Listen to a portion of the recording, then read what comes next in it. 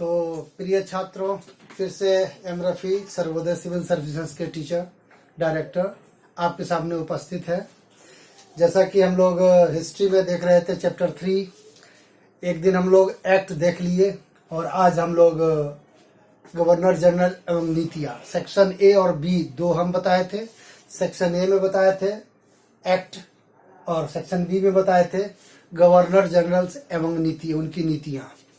तो आइए हम लोग आगे इस वीडियो को देखें। उससे पहले आप सर्वोदय सिविल सर्विसेज चैनल को सब्सक्राइब और लाइक करना ना भूलें, साथ ही साथ बेल आइकन को भी जरूर दबाएं, दोस्तों में शेयर करें और फ्री में आपको ये एजुकेशन मिल रहा है। इस एजुकेशन को बढ़िया से अध्ययन भी करें, देखें और अपने परीक्षा के लिए उपयोगी भी बनाएं आप। ओके, आइए हम लोग देखते हैं गवर्नर जनरल। ये हम चर्चा किए थे, गवर्नर जनरल्स को भी दो ग्रुप में बांटा गया था।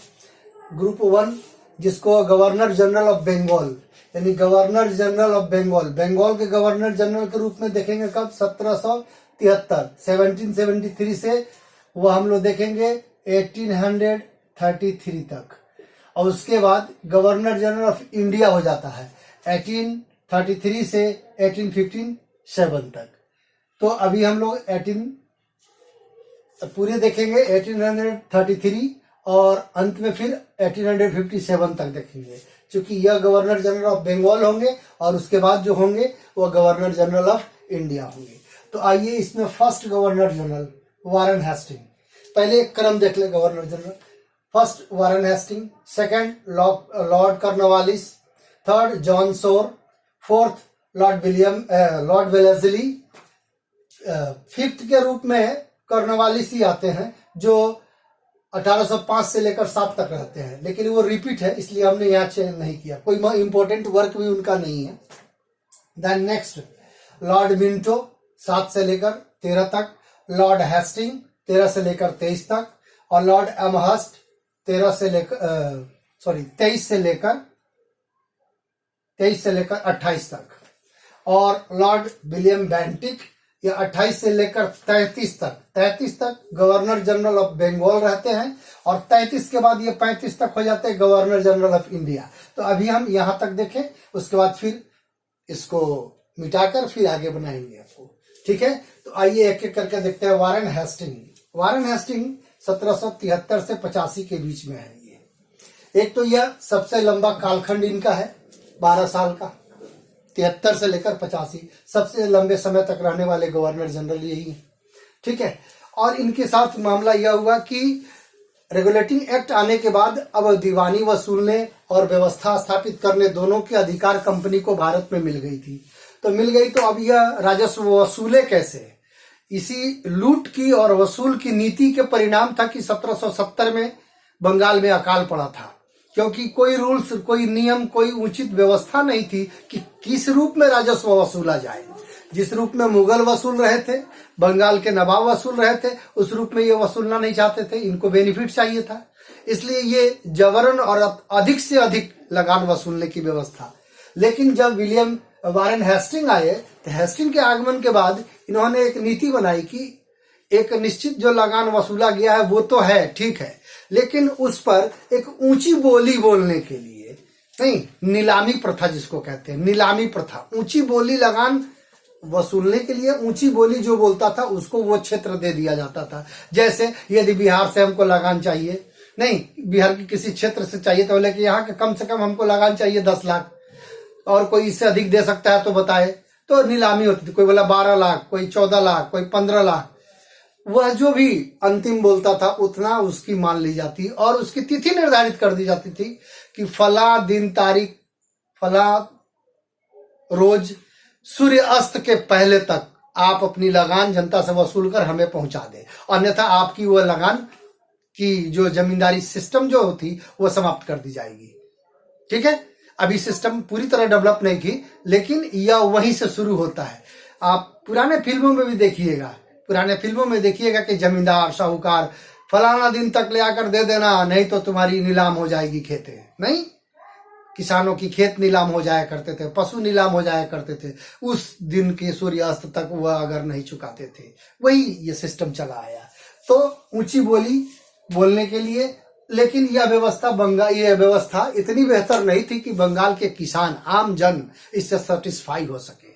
ठीक है, तो एक तो यह कार्य किया, ऊंची बोली लगाने वाले लगान सिस्टम को अपनाया, और दूसरा इसने 2-3 महत्वपूर्ण युद्ध लड़ा। एक महत्वपूर्ण युद्ध था मराठा फर्स्ट वार, जो आपको 1788 से 88 में लड़ा गया, और दूसरा लड़ा गया सेकेंड मैसूर वार, यानी सेकेंड आंग्ल मैसूर युद्ध, जो 80 से 84 के बीच में हुआ। उसी युद्ध में हैदर अली घायल हुआ और गोले से लगने से वो मर गया। तो यानी मैसूर का क्षेत्र भी अब लगभग किसके अधीन, कंपनी के अधीन होने जा रहा है, यानी उसके चंगुल में फंसने जा रहा है, जो वह जाकर आगे डलहौजी के समय वेलेस्ली के समय जाकर वह मैसूर पूरी तरह कब्जा में आ जाता है। ठीक है, तो पहला वारन हेस्टिंग हम लोग देख लिए। दूसरा गवर्नर जनरल है लॉर्ड कॉर्नवालिस। कॉर्नवालिस 86 से 93, यह भी आक्रामक नीति वाला था, यह भी आक्रामक नीति कहने का मतलब यह है कि बंगाल तक ही अब हम सीमित नहीं रहेंगे, बंगाल से भी हमारा विस्तार और आगे करने की नीति। तो वारन हेस्टिंग तो किया, कॉर्नवालिस ने भी विस्तार की नीति अपनाई। नीति के साथ साथ व्यवस्था भी स्थापित करने की इसको दी गई, क्योंकि व्यवस्था स्थापित करने के लिए यह दिया गया कि बंगाल पर जो दीवानी वसूलने का और क्षेत्रफल अधिकार जो हो गया है, तो आखिर कैसी सिस्टम दिया जाए कि किसान भी सेटिस्फाई हो जाए, नहीं, और कंपनी को भी एक निश्चित आय मिलने लगे। इसलिए जमींदार फैमिली से कॉर्नवालिस को बुलाया गया था, और उसने अपने दिमाग लगाकर एक नवीन व्यवस्था बंगाल में स्थापित किया, जो पहले कुछ वर्षों के लिए फिक्स किया, 10 साल के लिए नहीं, 90-91 उसका प्लानिंग ईयर रखा, और वह रखा कि कुछ दिन इस विधि के आधार पर लगान वसूला जाएगा, और उसके बाद देखा जाएगा, तो फिर इसको अस्थायी किया जाएगा। तो प्रारंभ में 90-91 का आधार वर्ष मानकर उसने 1790-91 का आधार वर्ष मानकर व्यवस्था स्थापित की, लेकिन जाते जाते जब 93 में वह जाने लगा, तो वह व्यवस्था सेटलमेंट किनके बीच था, तो सेटलमेंट हुआ जमींदारों एवं गवर्नर जनरल के बीच, जिसमें किसान बुरी तरह अपने क्षेत्र और भूमि सब चीज से वंचित हो गए। परमानेंट सेटलमेंट में जो सेटलमेंट है वह किस जमींदार और कंपनी के बीच है, यानी जमींदार भूमि के मालिक हो गए और बदले में लगान वसूल कर वह कंपनी को चुकाएंगे, जबकि किसान भूमि के मालिक होते हुए वह अब कुछ नहीं रह गए, वह केवल जमींदार के अधीन कार्य करने वाले रह गए। यानी जब तक वह कृषि करेंगे तब तक वह फसल उत्पादन करके लगान देते रहेंगे, लगान नहीं देंगे तो उन्हें वह वंचित कर दिया जाएगा कि खेती से उनको। तो ये परमानेंट सेटलमेंट 93 में जाते समय इसको अस्थायी बना दिया, और एक फिक्स अमाउंट हो गया कि जमींदार से इतना हमें एक मुश्त राशि 2 करोड़ के ऊपर की राशि आने लगी, और कंपनी अस्थायी हो गई, भूमि का मालिक जमींदार हो गया, किसान क्या कहते हैं, बेघर हो गए, यानी उनकी रुचि अब विशेष नहीं रही खेती पर। चलिए, दूसरा उसने व्यवस्था एक दिया सेपरेशन ऑफ पावर, यानी शक्ति का पृथकीकरण, यानी कार्यपालिका, विधायिका और न्यायपालिका तीनों एक ही व्यक्ति द्वारा किया जा रहा था, एक ही सिस्टम द्वारा किया जा रहा था। इसने यह कि शक्ति का पृथकीकरण, सेपरेशन ऑफ पावर कर दिया कि नहीं, तीनों 3 तरह से कार्य किया जाएगा और तीनों 3 रूप में होगा। इसलिए सेपरेशन ऑफ पावर देकर और न्याय व्यवस्था में बेहतरीन सुधार इसने सुधार की नीति अपनाई, जिसकी वजह से यह जाना जाता है लॉर्ड कॉर्नवालिस का। तीसरा गवर्नर जनरल जॉन शोर है। जॉन शोर की कोई विशेष भूमिका नहीं है, चूंकि परमानेंट सेटलमेंट जो लागू हुआ था उसी को इसने बढ़िया से व्यवस्थित रूप देने का प्रयास किया, उसकी कोई महत्वपूर्ण भूमिका नहीं रही है। यह तथस्थवादी रहा, यानी आक्रामक नीतियां इसने नहीं अपनाई। अगला है लॉर्ड वेलेस्ली। लॉर्ड वेलेस्ली यह काफी आक्रामक नीति वाला था।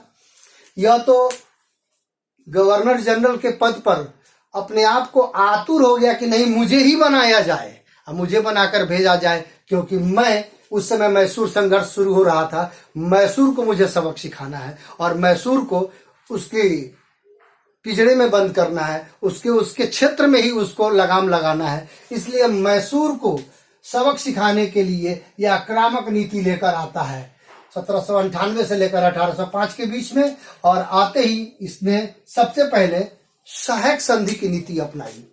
सहायक संधि यानी मैसूर के विरुद्ध जो भी देशी शक्तियां हैं बंगाल के आसपास या कंपनी के आसपास के क्षेत्रों में, उन्हें अपना मित्र बना लो, सहयोगी बना लो। सहयोगी और मित्र बनाने के लिए उनसे सहायक संधि की, सब्सिडरी एलियंस इसी को कहते हैं। सहायक संधि में यही नीति थी कि अगले को अपनी सेना दे दिया जाए, 5000-7000 सैनिक दे दिया जाए, और वो केवल अपनी आंतरिक क्षेत्र में स्वतंत्र रहेगा और बाह्य क्षेत्र की यानी फॉरेन पॉलिसी उसका वो व्यक्ति जो सहायक संधि स्वीकारेगा वो नहीं कर सकेगा। साथ ही साथ इसकी देखरेख करने वाला एक रेजिडेंट उसके क्षेत्र में शामिल रहेगा। वो रेजिडेंट पल पल की खबर देता है और पूरे सैनिक की खान पान, रसद आपूर्ति, वेतन सब वह क्षेत्र देगा जो इसको स्वीकारेगा। सबसे पहले निजाम ने स्वीकारा, फिर मैसूर युद्ध में पराजित हुआ। चतुर्थ आंग्ल मैसूर युद्ध में पराजित हो गया। जैसे मैसूर पराजित हुआ तो वहां बोडियार वंश था, बोडियार वंश के साथ सहायक संधि कर ली गई। ठीक है, उसके बाद अवध भी सहायक संधि स्वीकार लिया। पूछता है इसमें सबसे पहले किसने स्वीकारा? सबसे पहले निजाम। तो निजाम, मैसूर, अवध ये सभी लोग सहायक संधि स्वीकार लिए और ब्रिटिश कंपनी के सहयोगी बन गए। ब्रिटिश सेना का एक विंग यानी 5000-10,000 सैनिक अपने पास रखे, उसका वेतन, खर्चा, रसद सब दिए और अपने को हम मजबूत है दिखाने के लिए ये बने रहे। ठीक है, तो ये सहायक संधि जिसके परिणाम बहुत भयानक हुए आगे चलकर। ये सहायक संधि ही वह कारण बना जिससे ब्रिटिश साम्राज्य बंगाल से निकलकर अखिल भारतीय स्वरूप धारण कर लिया, क्योंकि उन सैनिकों का वेतन के बदले वे बाद में पैसा सूद समेत, ड्यूज जो था उस ड्यूज को सूद समेत मांगने लगे, जो राज्य अब दे पाने में सक्षम नहीं था। इसलिए उनकी वेतन के बदले अब भूमि वापस ली जाने लगी, जिस भूमि के वजह से ये धीरे धीरे सब क्षेत्र अपना विलय करते गए। देन तो वेलेस्ली की यह नीति। और दूसरा एक महत्वपूर्ण है कि 1802 में मराठा ने जो सहायक संधि की, तो पूरी मराठा ने नहीं की, कुछ उसका हिस्सा यानी पेशवा और कुछ लोगों ने की। लेकिन मराठा चूंकि 5 क्षेत्रों में टूट गए थे, उसमें से कुछ क्षेत्र जैसे होलकर बाद में यह स्वीकारता है। सबसे अंत में पूछता है सहायक संधि को सबसे अंत में कौन स्वीकारता है? तो होलकर 1718 में, जो आगे चलकर अगले मराठा युद्ध में, तृतीय आंग्ल मराठा युद्ध में स्वीकारते हैं, जो नेक्स्ट गवर्नर जनरल में हम लोग देखेंगे। तो यहाँ पेशवा ने स्वीकार लिया सहायक संधि और मराठा का वसीम की संधि यही हुई थी। इसलिए मराठा भी लगभग कमजोर हो गए और पराजित हो गए। तो वेलेस्ली की नीति का परिणाम, वेलेस्ली जिस आक्रामक नीतियों के तहत आया, मैसूर का दमन किया और मराठों को काफी कमजोर कर दिया। जब ये दो कमजोर हो गए, निजाम स्वतः ही स्वीकार लिया, तो अब देश में शक्ति थे कौन? और कोई देश में क्षेत्रीय शक्तियां नहीं थी जो मजबूत रूप में सामने किसी के आ सके। एक बचा था अवध, तो वो अवध केवल ऐशो आराम में जीवन व्यतीत कर रहा था, पैसे की कमी नहीं थी, जिसका परिणाम अंत में 1856 में उसका विलय होता है, वो भी अन्य कारणों से जो हम लोग आगे चर्चा करेंगे। देन वेलेस्ली के बाद 2 साल के लिए फिर लॉर्ड कॉर्नवालिस आते हैं, जो 1805 से 1807 तक रहता है, लेकिन कोई महत्वपूर्ण भूमिका नहीं है। देन नेक्स्ट लॉर्ड विंटो 1807 से लेकर 1813 तक में। इनमें एक महत्वपूर्ण घटना घटी, चूंकि मैसूर युद्ध के बाद अंग्रेजों को डर हो गया, क्योंकि टीपू सुल्तान फ्रांसीसियों का सहयोगी था और फ्रांसीसी उसके सहयोगी थे। इसलिए टीपू सुल्तान जब युद्ध लड़ रहा था अंतिम, तो फ्रांसीसियों को आह्वान किया, यहां तक कि नेपोलियन बोनापार्ट को उसने आह्वान किया कि आप भारत की तरफ आएं और ब्रिटिश के क्षेत्रों पर भी अधिकार करें और हमें सहयोग करें, हमें अपनी क्षेत्र को मुक्ति कराने में सहयोग करें। तो इसलिए अब डर हो गया ब्रिटिश शक्ति को अब डर हो गया था, क्योंकि नेपोलियन अफ्रीका और इजिप्ट तक के क्षेत्रों तक आ चुका था। इसलिए उन्हें डर था कि कहीं ईरान अफगान होते हुए भारत में फ्रांसीसी सेना न घुस जाए। इसलिए अब ब्रिटिश यह प्रयास करने लगे कि क्यों नहीं उत्तरी भारत के उत्तरी पश्चिमी क्षेत्र यानी पंजाब और आधुनिक पाकिस्तान अफगानिस्तान के क्षेत्रों पर अपनी सेना को जमावड़ा बढ़ाया जाए। इसलिए वह लॉर्ड मिंटो के समय 1807 से लेकर 13 के बीच में वह यह प्रयास किया जाता है कि उत्तरी पश्चिमी क्षेत्र पर अधिकार किया जाए और अपनी मजबूत सत्ता स्थापित किया जाए। लेकिन उधर रंजीत सिंह इस समय उभर रहे थे और रंजीत सिंह सिख शासक राजा रंजीत सिंह काफी मजबूती के साथ अमृतसर तक जीत प्राप्त की। लेकिन अमृतसर की जीत वही संधि कर ली गई और संधि करके उन्हें सतलज नदी के उस पार यानी पश्चिम ही रहने के लिए बाध्य किया गया। इसलिए सतलज नदी के पश्चिम में वह रुक गए और वहां तक सतलज नदी तक अंग्रेजों का अधिकार रहा। ये लोग चाहते थे कि एक बफर जोन के रूप में रहेगा कौन, राजा रंजीत सिंह, ताकि फ्रांसीसी जब आएंगे तो उनसे ये लड़ेंगे, हम शांत बने रहेंगे। नेक्स्ट लॉर्ड हेस्टिंग, अगला गवर्नर लॉर्ड हेस्टिंग 1813 से लेकर 23 के बीच में है। इसका पीरियड में 3 महत्वपूर्ण घटनाएं घटती है। ये भी आक्रामक नीतियों वाला और सर्वाधिक विस्तार इसी के समय हो रहा है। 1813 से लेकर 23 तक में यह 17 से 18 के बीच में तृतीय आंग्ल मराठा युद्ध लड़ा और यही वह समय है जिसमें मराठा पूर्ण रूप से धराशायी हो गए, समाप्त हो गए, पेशवा पद भी समाप्त हो गया। और इसी 1718 में अंतिम रूप से होलकर ने क्या किया, सहायक संधि को स्वीकारा। सारे मराठों ने यह स्वीकार ली, यानी मराठा शक्ति 1817-18 में आकर समाप्त हो गई और यह पेशवा पद भी समाप्त कर दिया गया। केवल छत्रपति का पद नॉमिनल नाम मात्र का रखा गया, एक क्षेत्र दे दिया गया और वह क्षेत्र लेकर मराठे पड़े रहे। मराठों का अंत हो जाता है। मराठों के सहयोगी या आक्रमणकारी सेना के रूप में पिंडारी थे, जो सहायक संधि जो 2 में स्वीकारने के बाद पिंडारियों को क्या किया गया, सेना से निकाल दिया गया। यही पिंडारी 1817 और 18 में एक समस्या बनकर उभर गए थे। इस समस्या बनकर उभरे, इसलिए पिंडारी से लॉर्ड अमहर्स्ट का एक संघर्ष हुआ, लॉर्ड हेस्टिंग का एक संघर्ष हुआ और यही संघर्ष कहलाता है पिंडारी युद्ध, जिसमें सारे पिंडारी मारे गए, जिस पर एक फिल्म भी बनी है सलमान खान की, आप देखे होंगे। नहीं, खैर हमको इसकी चर्चा नहीं करनी है फिल्म की। देन नेक्स्ट तीसरी महत्वपूर्ण कि इसी समय 1820 के आसपास मद्रास में जो है रैयतवाड़ी व्यवस्था मुनरो ने व्यवस्था स्थापित की थी। क्योंकि रैयतवाड़ी व्यवस्था वो व्यवस्था थी, परमानेंट सेटलमेंट तो था जिसमें एक फिक्स अमाउंट कर दिया गया कि किसान इतना जमींदार हमको वार्षिक लगान देंगे और वो अपना भूमि पर व्यवस्था कायम करें। किसान भी फिक्स हो गया कि वो इतना लगान देगा। लेकिन ब्रिटिश कंपनी को बाद में यह घाटा का सौदा हुआ, क्योंकि जो फिक्स कर दिया गया बाद में लगान बढ़ा नहीं सकता था। इसलिए उन्हें लगा कि नहीं, अब जो नवीन भूमि हमारे अंदर में आए हैं उन भूमियों पर अब वही व्यवस्था नहीं रखा जाए, उन भूमियों पर दूसरी व्यवस्था लिया जाए। इसलिए उन्हें लगता था कि टोटल वसूली का 11.11% जो जमींदार ले रहे थे, ये बिचौलिया के रूप में ले जा रहे हैं, वो हम क्या करें, टोटल वसूली का वो भी हटा दें। इसलिए रैयतवाड़ी एक नवीन व्यवस्था दी गई, जहां डायरेक्ट किसान किसको, गवर्नर जनरल यानी कंपनी को लगान चुकाती थी। इसमें बिचौलिया खत्म और इस पर भूमि का अधिकार किसको हो गया, किसानों का रहा। लेकिन बंगाल बिहार में किसानों का अधिकार नहीं रहा। तो ये एक 3 महत्वपूर्ण व्यवस्था लॉर्ड हेस्टिंग के समय हुआ। चौथा लॉर्ड एमहर्स्ट के देखते हैं हम, 23 से लेकर 28 के बीच में है। इसके समय एक महत्वपूर्ण युद्ध हुआ है 1824 से 26 के बाद, प्रथम वर्मा युद्ध फर्स्ट वर्मा युद्ध के रूप में जाना जाता है।